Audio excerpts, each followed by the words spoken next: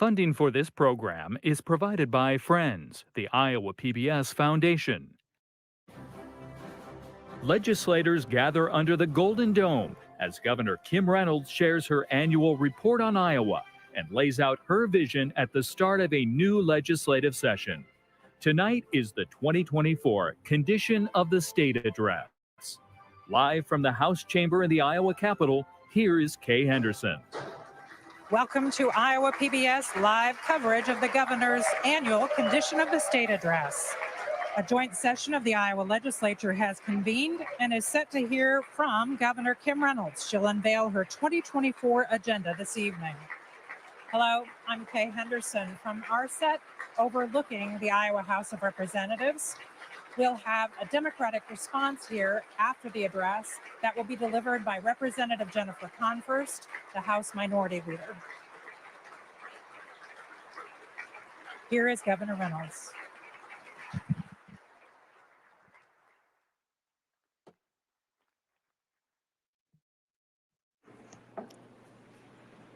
It is my pleasure to introduce tonight Governor Kim Reynolds for her Condition of the State message to the 2024 session of the 90th General Assembly.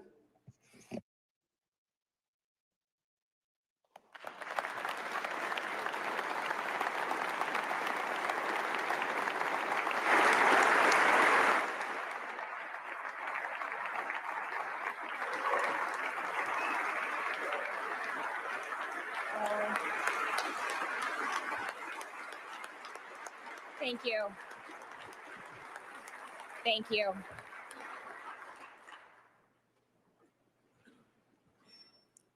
Madam President, Mr. Speaker, Lieutenant Governor, legislative leaders and members, justices and judges, my fellow Iowans. Last week, the unthinkable happened in Iowa when shots were fired in the halls of Perry High School, taking the life of 11-year-old Amir Joliffe and injuring 7 others. Our hearts are still heavy and our prayers continue for the victims and their families and for the entire Perry community. It's impossible to understand why things like this happen. The senselessness of it shakes us to our very core. Yet even in the darkest hour, light and hope break through. This was certainly the case on that day. Principal Dan Marburger was nearby when the shooting began. Despite the danger, he put himself in harm's way, risking his life to protect his students. Dan sustained multiple gunshot wounds at close range. His unflinching bravery saved lives that morning. Dan is a hero, and we pray that he's back where he belongs soon with the students who are so lucky to have him. I also want to recognize the courageous actions of the local law enforcement officers, first responders, and state and federal agents who were on the scene that day. The first officers arrived just minutes after the shooting began and immediately entered the building. And within 30 minutes of that school's call for help, an army of more than 150 officers and first responders from across the metro and surrounding communities arrived on the scene to assist. Officers who heard the dispatch remarked how calm everyone sounded, how focused they were, how well they worked together in the midst of such a tragedy. This is who Iowans are and what we do. Whether in person or in spirit, Iowans showed up that day in Perry and will be there every day through their recovery. Please join me in expressing our gratitude to the brave men and women who courageously served that day.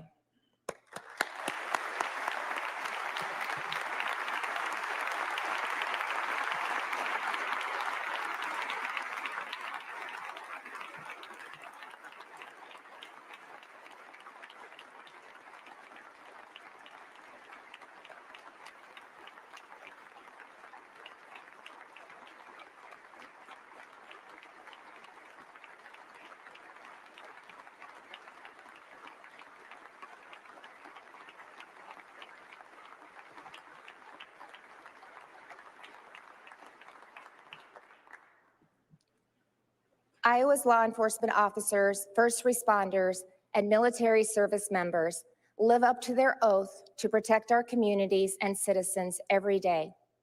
These jobs demand service above self and great personal sacrifice. This past year, Officer Kevin Cram of the Algona Police Department and Tony Hoffman, a firefighter with the Iona Fire Department, gave the ultimate sacrifice in the line of duty. Please join me in a moment of silence to honor these two fallen heroes and their families, as well as all those affected by the tragic events in Perry.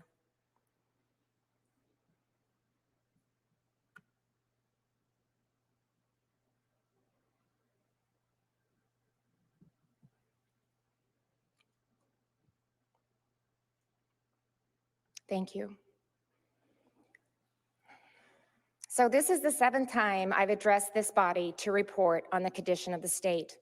The first time in 2018, workforce was one of the top issues. At that time, only about 58% of all Iowans in the workforce had education or training beyond high school.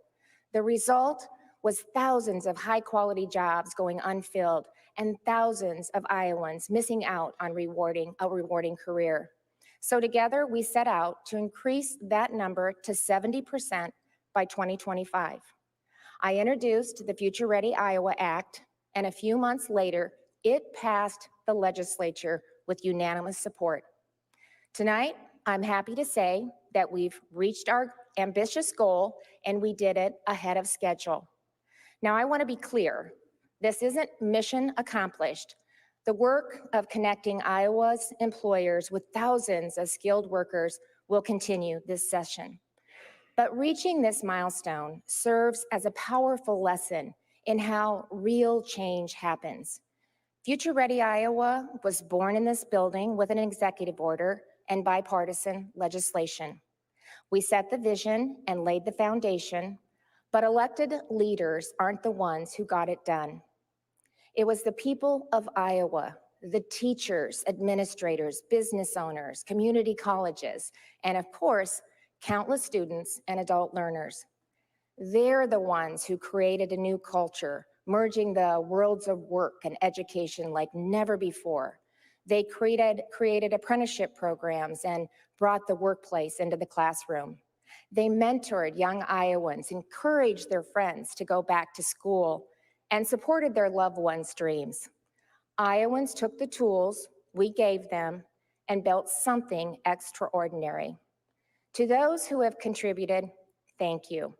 You're one of the many reasons I can stand before you tonight and confidently say the condition of our state is strong.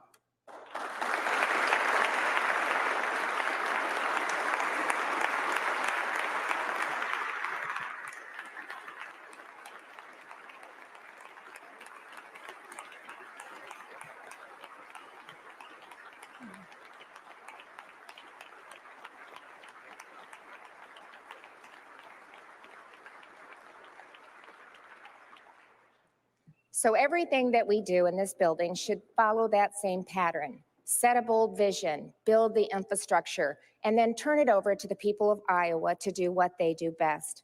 Future Ready Iowa is one example. School choice is yet another. Last year, we made it our top priority to give all our children a quality education that meets their needs.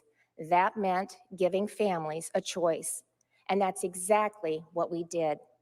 In the face of intense pressure to keep the status quo, we passed one of the boldest school choice programs in the country, kicking off a national revolution.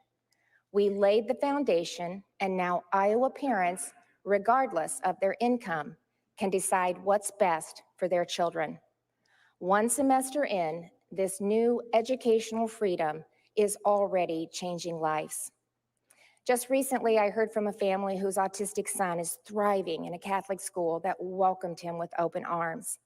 I also heard from a father who feels like his boys now have a true shot at the American dream thanks to their new school.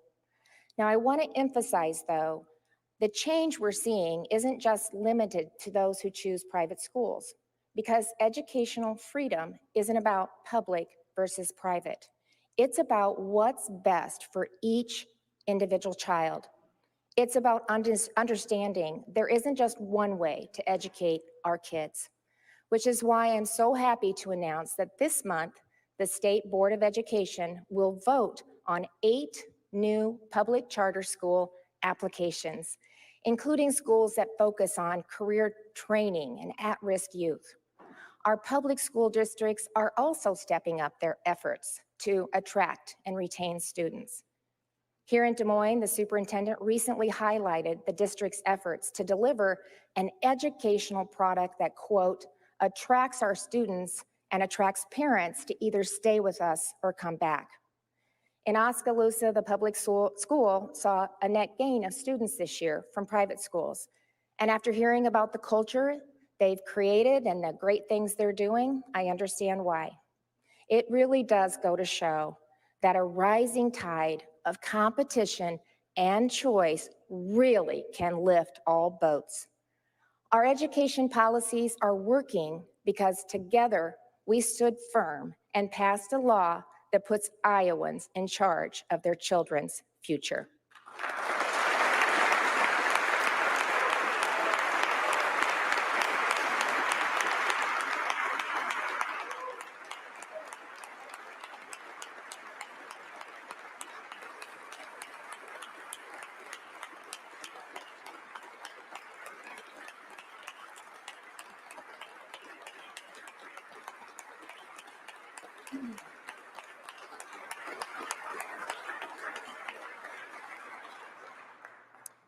By logging in educational freedom, we sent a powerful message. When our children are concerned, no system, however long-standing, is above reform.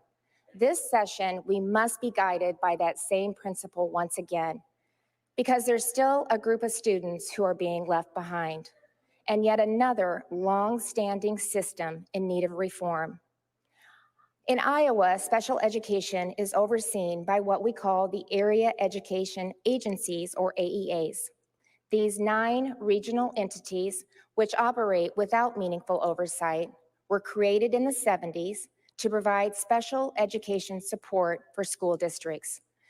This type of regional system makes sense, and it isn't unique to Iowa. But what is unique to Iowa is that our school districts are forced to give their special education funding to the AEAs. And this mandate leaves little room for accountability. Over the last year, in dozens of conversations with parents, teachers, school administrators, and AEA staff, it's become clear that while some of our AEAs are doing great work, others are underperforming. We have superintendents who won't use their services but are still required to pay for them. And AEAs have grown well beyond their core mission of helping students with disabilities, creating top-heavy organizations with high administrative expenses. And the results are troubling. Iowa students with disabilities are performing below the national average. In the last 5 years, they've ranked 30th or worse on 9 of 12 national assessments. Yet Iowa spends over $5,300 more per pupil on special education than the national average. That's unacceptable. And tonight, I'm announcing legislation to change it. Under my proposal, AEAs will focus solely on students with disabilities, as they should. Independent oversight will move to the Department of Education. And most importantly, school districts will now control their special education funds, meaning they will no longer be mandated to send these funds to the AEAs. If a school likes the services from their AEA, they can continue to use them. If they want to use a neighboring AEA instead, they can do that. Or they can go outside the AEA system, contract with a private company, or partner with other districts to share a speech or behavioral therapist. Or they can spend more on special education teachers and put the dollars right into the classroom. In short, each school will decide how best to meet the needs of their students. Now, I know there are a lot of parents of students with disabilities who've been told that we're planning to end the AEAs or even cut services their families depend on. So let me speak directly to you. This claim is categorically false. In fact, we're not reducing special education funding by one dime. We are simply giving control of the funding to those who work directly with your child on a daily basis and taking special education off autopilot, where it has been stuck for far too long. So once again, let's drive transformational change and do what's right for our children.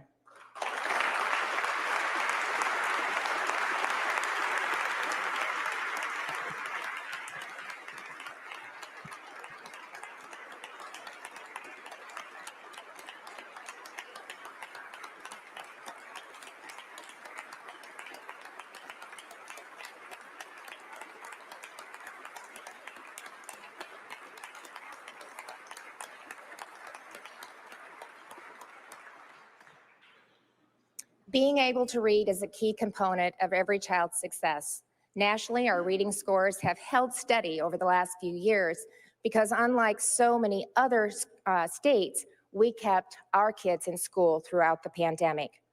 But holding steady isn't good enough, especially when reading is the foundation of learning. Children who can't read by 3rd grade are 4 times more likely to drop out of high school, which dramatically increases their chances of being arrested, using illegal drugs, and having poor health. Yet 35% of Iowa's 3rd graders aren't reading proficiently. Again, it's better than most states. About 60% of California 3rd graders don't meet that mark, but something is clearly not working. We're the only state in the country that doesn't require competency in early literacy instruction for teacher licensure, the only state. And over the last few decades, the way we teach reading has changed from what we know works. Sounding out letters, phonics has increasingly fallen out of fashion. Thankfully, many educators aren't letting phonics become a thing of the past. Ann Minks is one of them. She teaches reading to high school students who don't speak English as their primary language. What a difficult job, and Ann has done amazing things. Using evidence-based instruction grounded in what's called the science of reading, Ann has helped increase the reading proficiency of her students at Des Moines Hoover by 25%. As she herself puts it, she is giving these students one of the most fundamental human rights in education, and I agree. In recognition of her success, Ann has been named the 2024 Iowa Teacher of the Year. She's here with us tonight, so please join me in recognizing her outstanding efforts.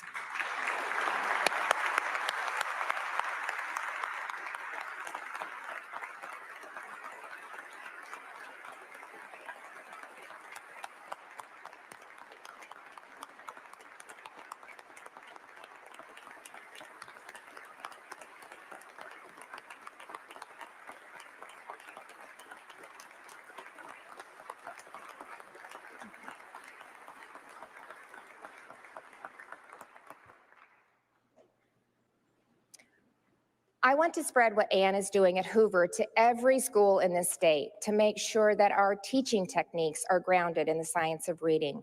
And I'm proud to announce that we're well on our way. Through a partnership with Lexia Learning, the state is providing at no charge a training program on the science of reading to all elementary school teachers. This program helped improve reading scores in other states, and I'm confident it will do the same here. Already, nearly 2,000 teachers and administrators have started training or are registered to start soon. We're also going to require, as every other state does, that our teachers pass a nationally recognized test, and we're going to hold colleges and universities accountable by making the foundation of reading assessment a requirement for education majors to graduate. Like their students, our talented educators will meet high expectations when they have the support that they need. So I hope every legislator in this room will join me in making literacy a top priority in every Iowa classroom.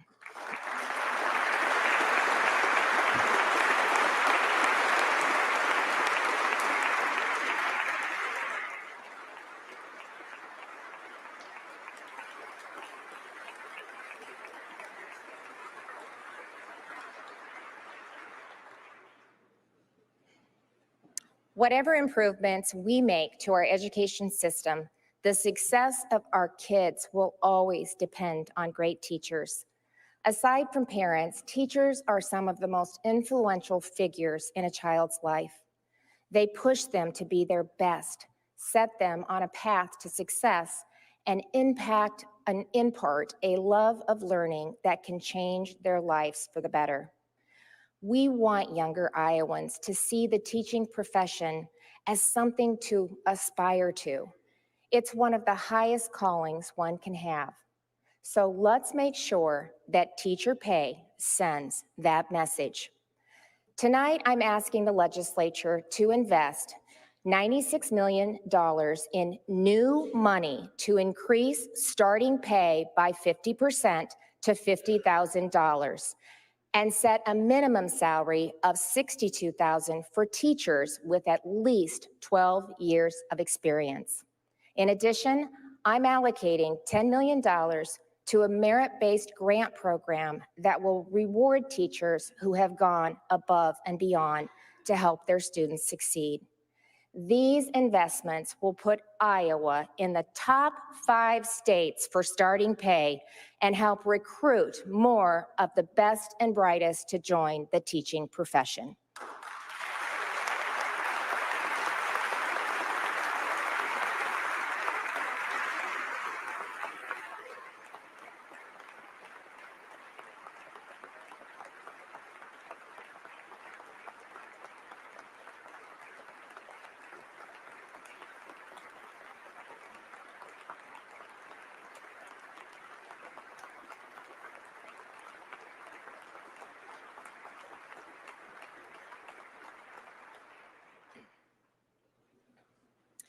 In a rare and historic special session, we voted to pass the fetal heartbeat bill by an even wider margin than the first time. That was more than an ordinary vote. It was an act of courage and conviction that will ultimately save precious lives. As we continue to fight for the law in the courts, I want to thank you for putting Iowa firmly on the side of life. By passing the heartbeat bill, we affirmed an essential truth: every Iowan counts. To continue building a robust culture of life, we must also do everything in our power to ensure new moms and their families, especially those who are struggling, have what they need to make ends meet. Today, Medicaid covers postpartum care for 2 months after birth. I am proposing to extend that coverage to 12 months for new moms who make less than $42,000 a year. Let's do more to help moms, babies, and their families get off to a good start.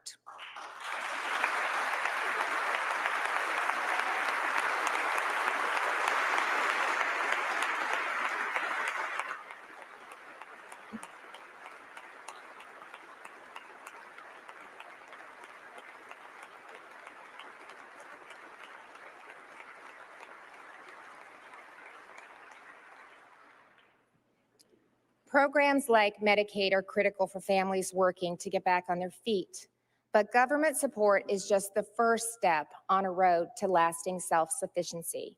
Support from within the community is just as important. The good news is that many of these resources already exist across our state, from faith communities to nonprofits and so many other wonderful organizations. They're doing life-changing work every single day. Government's role is not to replace these grassroots efforts, but to amplify and facilitate them.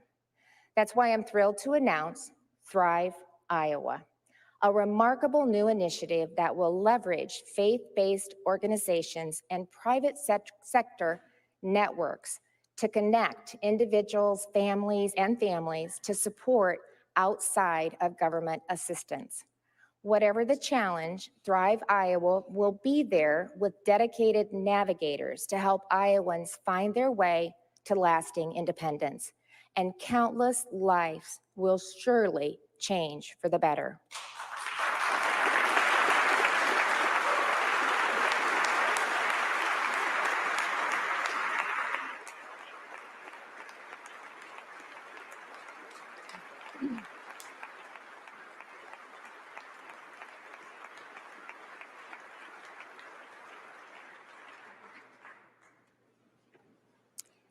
In the aftermath of COVID, with the influence of social media and the breakdown of the family, mental health remains a real challenge for many Iowans.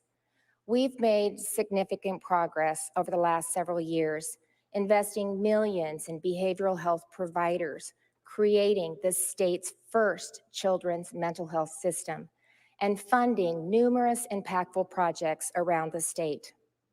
One of those projects will soon mark a pivotal moment for Iowa's youth.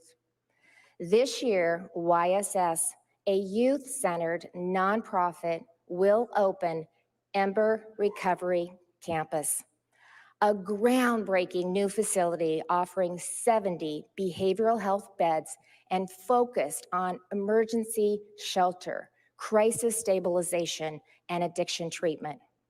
This project, the first of its kind in Iowa, represents the largest private-public investment in children's behavioral health in our history, and it is truly a model for our state and the country. With us tonight is YSS CEO Andrew Allen, and we're especially proud to have Carly and Andrew, siblings who recently graduated from the YSS Addiction Treatment Program.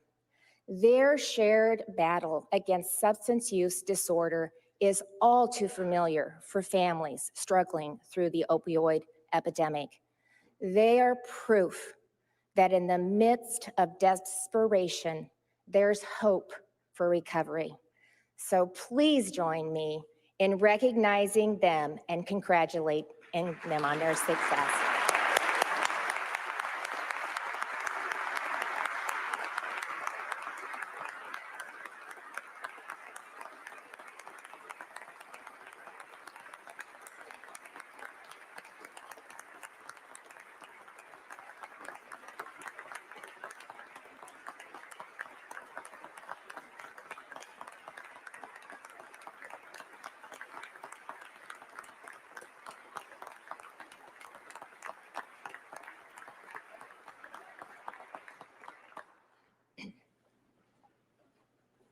There's still more work to be done. In Iowa, there's little to no coordination between the 13 mental health and 19 substance use regions. And that's a problem because over 25% of adults with serious mental health challenges also suffer from substance use. Our state is filled with capable professionals who care about getting Iowans the support they need, but their talent and dedication are shortchanged by a fractured system that makes coordination almost impossible. To better serve Iowans, I am proposing we combine the 32 different substance use and mental health regions together into 7 new unified behavioral health districts. I'm also proposing to increase support for behavioral health services with a portion of Iowa's opioid settlement. The results will be a greater investment on the ground, improved connectivity between providers, districts, and the state, and most important, treatment delivered to Iowans when and where they need it.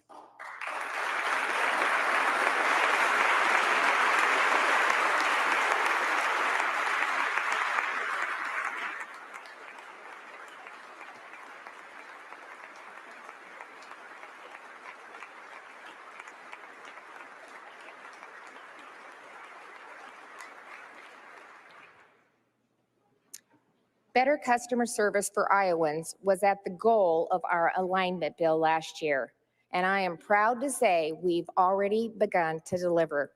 We've reduced the approval time for physician licenses from 65 days to 3.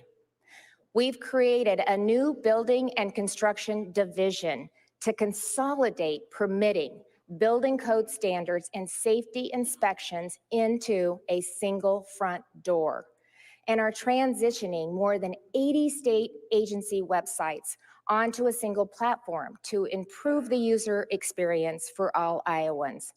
To top it off, we made these improvements while at the same time reducing the size of government.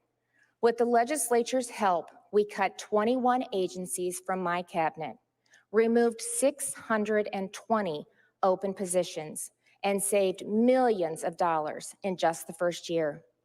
But alignment is about more than just numbers. Joseph Lang was a motor vehicle enforcement officer with the Department of Transportation before we realigned state government and moved 100 MVE officers to DPS.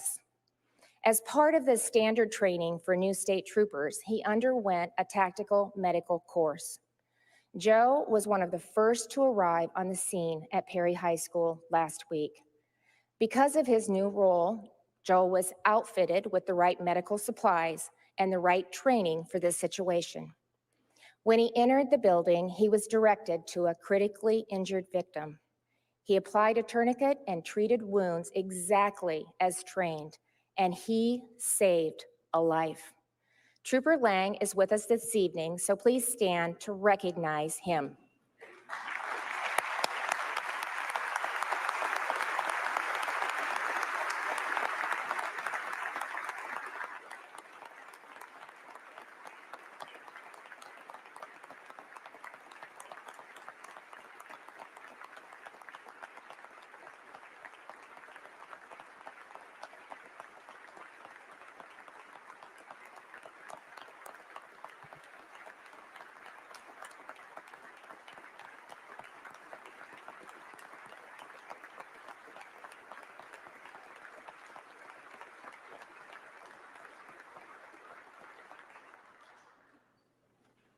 While we've made a lot of progress, there's one more area in need of alignment: boards and commissions.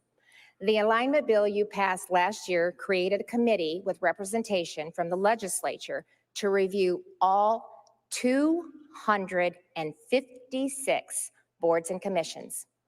After 4 public meetings, engagement with the boards, and a review of 1,300 public comments, the committee submitted their final report in September.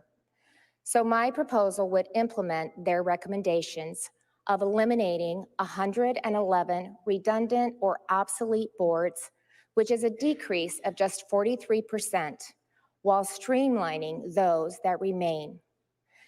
This is the first comprehensive boards and commissions review that we've done in our 175-year history. That seems a little long. So this bill also requires that we evaluate each board at least every 5 years to ensure they're actually meeting the needs of Iowans. Iowans elected us to create and execute policies that carry out their will, not to outsource that authority to others they can't hold accountable at the ballot box. While many boards and commissions will continue to play a very important role, the democratic process is the best way to preserve Iowans' engagement in their government. This bill empowers us to carry out the kind of oversight the people of Iowa expect.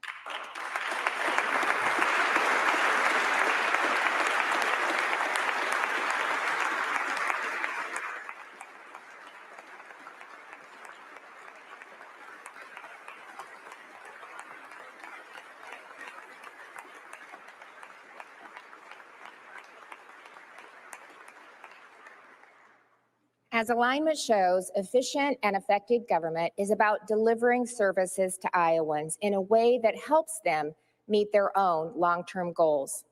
That's why we turned our unemployment system into a reemployment system, and it's having the intended effect. Our unemployment rate remains low. We have the 6th highest labor force participation rate in the country, and Iowans are now spending, on average, less than 10 weeks on unemployment. That's the lowest rate in 56 years. And turns out good things happen when we promote work.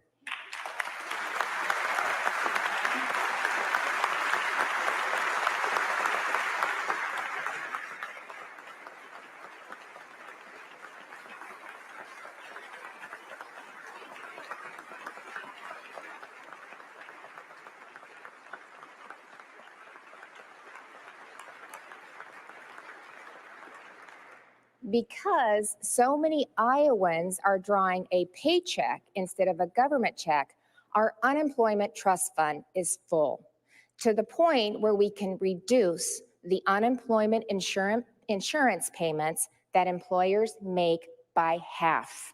The result will be significant savings for employers of all sizes, saving more than $800 million over 5 years. Instead of paying money into the government, these businesses can create more jobs, increase salaries, or reinvest into their communities. In short, this will create even greater prosperity throughout our state.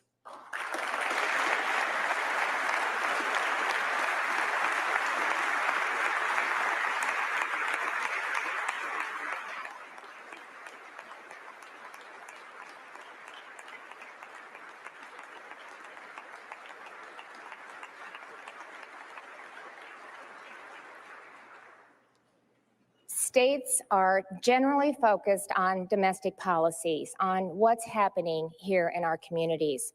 But over the last few years, states have been forced to deal with foreign threats, sometimes because the federal government has refused to carry out its constitutional duty. The crisis at the southern border is at the top of that list. Thankfully, our men and women in uniform continue to answer the call, to step in where their national leaders have failed. In August and September, 109 Iowa National Guard soldiers and 31 state troopers and special agents from the Department of Public Safety were deployed to the U.S. southern border in Texas to support Operation Lone Star. They worked alongside the Texas National Guard and Highway Patrol, combating criminal activity along a 1,200-mile stretch of the Rio Grande. They manned illegal points of entry, worked human smuggling and drug trafficking cases, and apprehended nearly 3,000 illegal migrants. I had the opportunity to visit the border during the Guard's deployment. One of the soldiers I spoke to told me that Operation Lone Star had given him the greatest sense of service to his country he's ever known. And because they believed so strongly in the mission, every soldier and officer who served at the border did so voluntarily. Many of them are here with us tonight, so please stand and join me in expressing our heartfelt gratitude for what they do each and every day.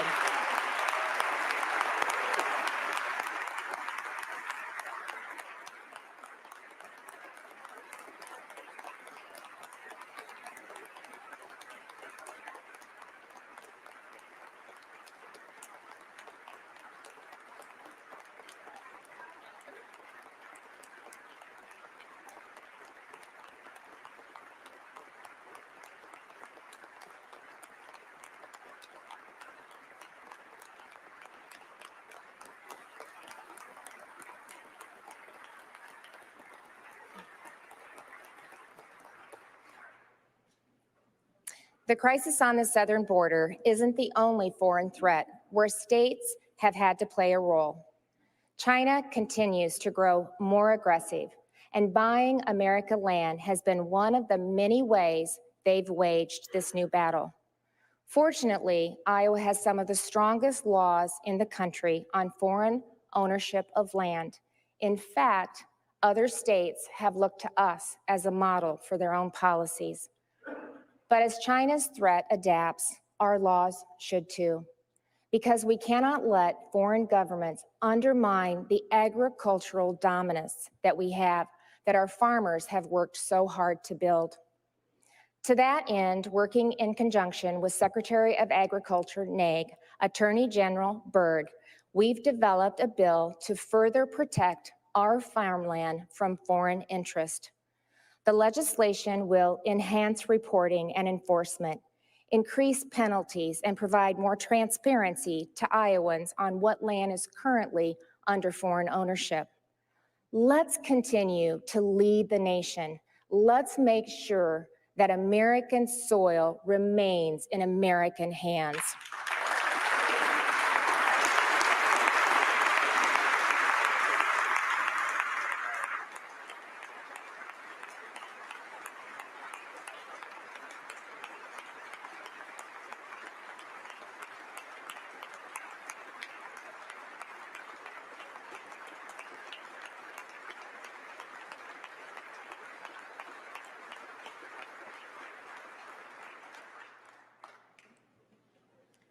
Well, you know it wouldn't be a condition of the state address without me talking about your money, or as the government calls it, taxes.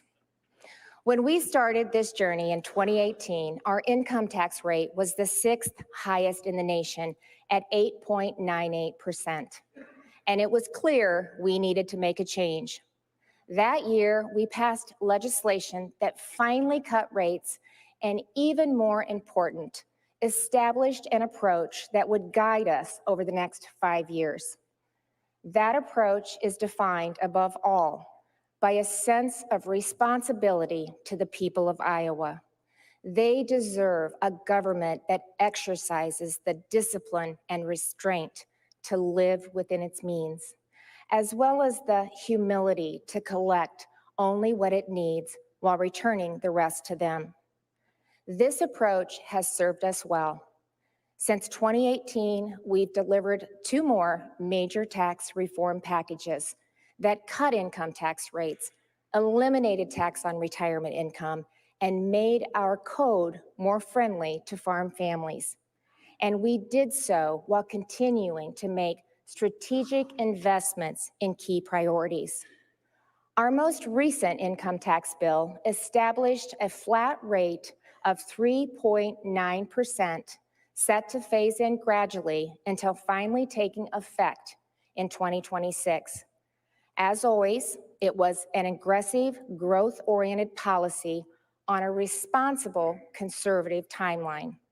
But once again, opponents said that letting Iowans keep more of their money would break the government. One left-leaning group called it a recipe for disaster. Well, that was wrong. 2 years later, it's clear we're well positioned to go further, faster.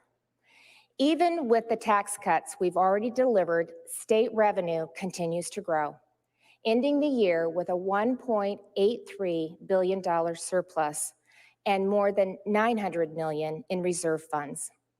Let me be absolutely clear. The surplus does not mean that we aren't spending enough. It means we're still taking too much of Iowa's hard-earned money.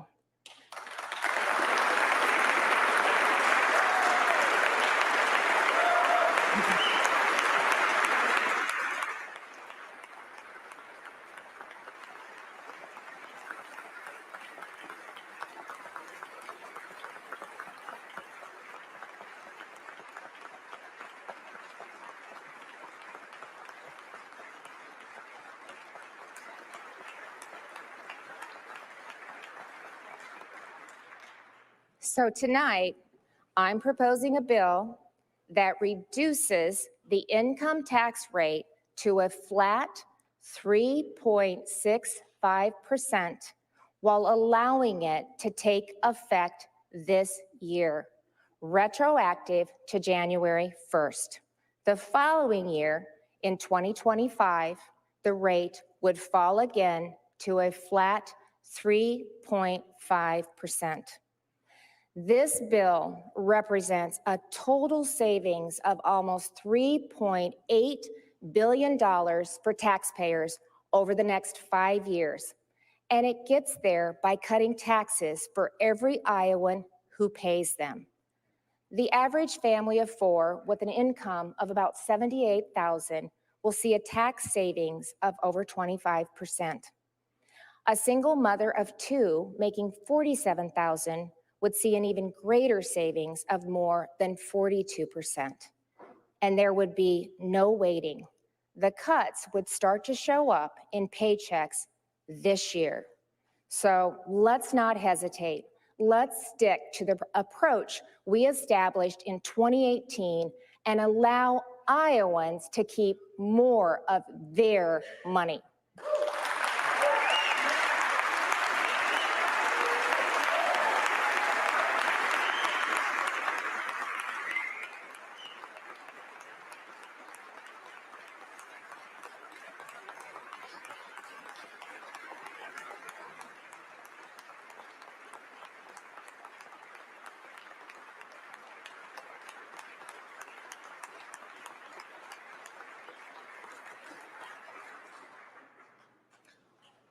When I look back on what we've done over the last year, and really over the last 6, I'm so proud of what we've accomplished together. There are those who said we did too much too fast, that change wasn't necessary or that it would make us worse off. But when I look at the results of our hard work, I know we've made a difference. And it drives me to do it again, to work even harder this session. Because you know what? Iowa is on the rise. And as the world descends on our state over this next week, they're going to see it. They're going to see one of the most livable, most affordable states in the country. A state that's #1 for retirement and #1 for young professional home ownership. They're going to see what it's like to be in a state that saves more than it spends, cuts taxes and rewards economic growth and innovation, that orients its educational system to students, parents, and teachers, where life is protected, family comes first, and community runs deep. They'll see a place that, despite no mountains or oceans, has been recognized as one of the best states in the country, period.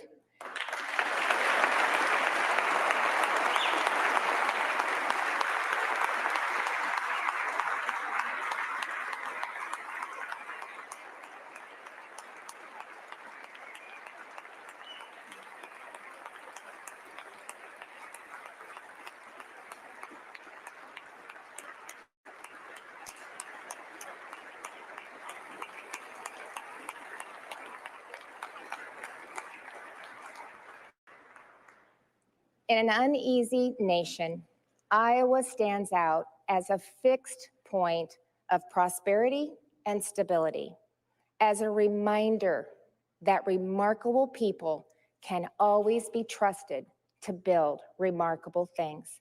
It's because of them, because of Iowans, that the condition of our state is truly strong and our future is truly bright. Thank you, God bless you, and God bless the great state of Iowa. God bless you. God bless you.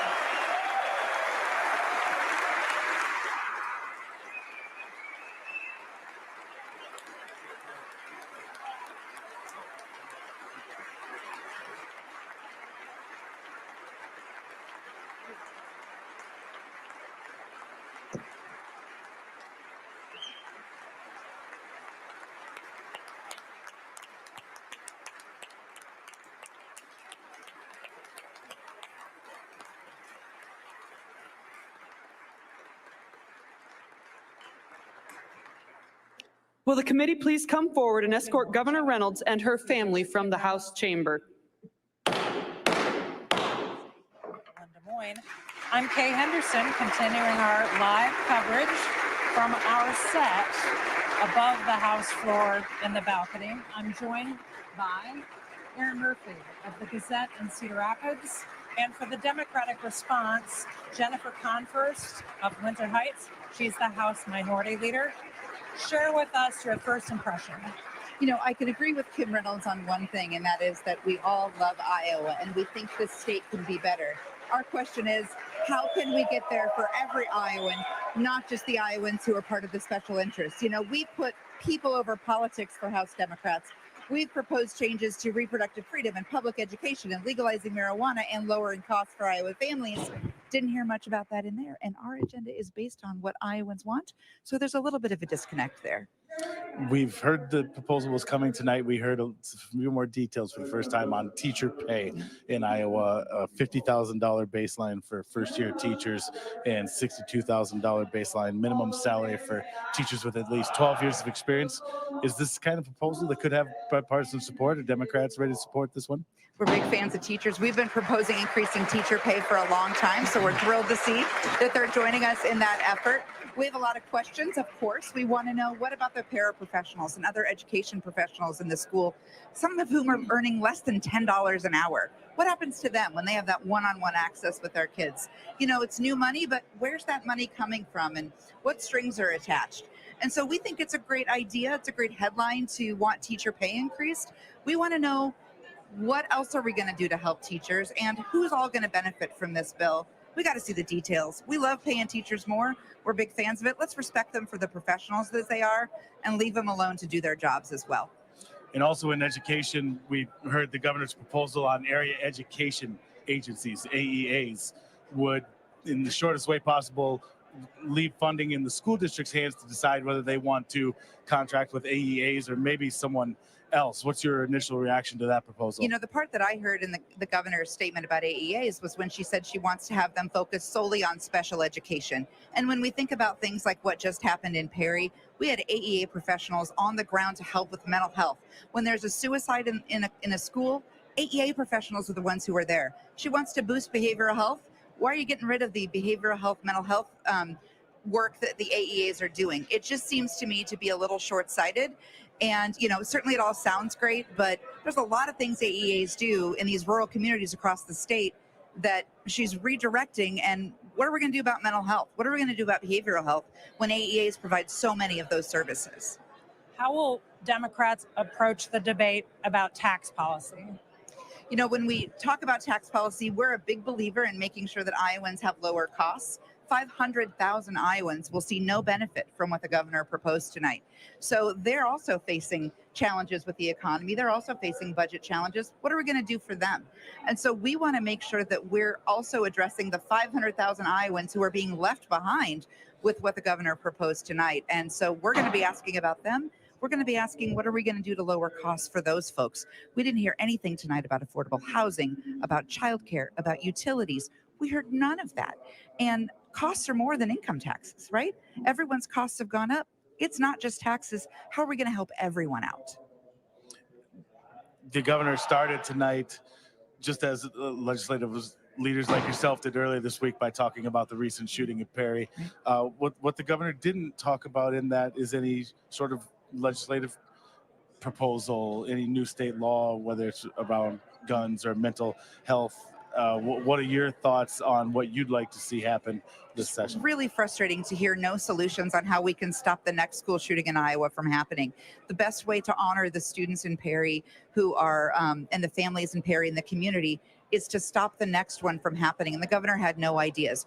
We think that it's a holistic approach. We need to make sure we're looking at mental health, at social media, at kids. But it would be a completely disingenuous conversation if we didn't even mention the impact of gun culture and on our gun and school shooting epidemic in the state.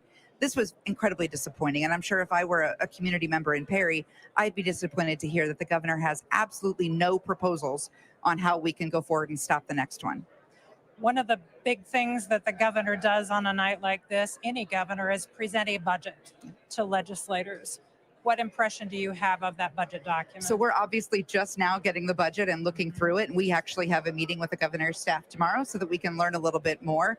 But again, we're going to make sure that the services that Iowans need are met in that budget while also returning, tax dollars back to Iowans. But what are we doing to lower costs? How can we make sure that every Iowan in the state is a beneficiary of the work we do here? What are we doing today that will make life better for Iowans, all Iowans, on May 1st or July 1st? We need to think about everybody here, not just the special interests, not just politics. Let's get down to the meat of the work and do something. The governor has also made a proposal that is rather dramatic in regards to unemployment insurance that businesses pay to the unemployment trust fund to pay benefits. Is that something that Democrats will support? We continue to look at what unemployment benefits are available. A couple of years ago, we really did a devastating bill that made it a lot harder for companies to employ people because they were not able to get the unemployment benefits they need when we cut those benefits in half. So if we're going to be looking at unemployment benefits, let's look at how companies need them and how they use those benefits and address what we did before we go forward and make some more changes. House Democratic Leader Jennifer Conforth, thank you for joining us up here in the House Crow's Nest. Thanks for having me. This, by the way, is just the beginning of our coverage of the opening week of the 2024 legislative session. Tomorrow morning, that it would be Wednesday morning, Iowa PBS will provide live streaming coverage of the State of Judiciary address from Iowa Supreme Court Chief Justice Susan Christensen. That starts at 10. Thursday morning, also at 10, we'll provide live coverage of the Condition of the Guard address from Major General Stephen Osborne, Adjutant General of the Iowa National Guard. You'll find both of those live streams at iowapbs.org. Then, on this week's Iowa Press, our guest will be Republican Pat Grassley. He's Speaker of the Iowa House. Iowa Press airs at 7:30 Friday night and again at noon on Sunday, or you can watch it online anytime at iowapbs.org. For everyone here, this hardworking crew of Iowa PBS, thanks for watching tonight.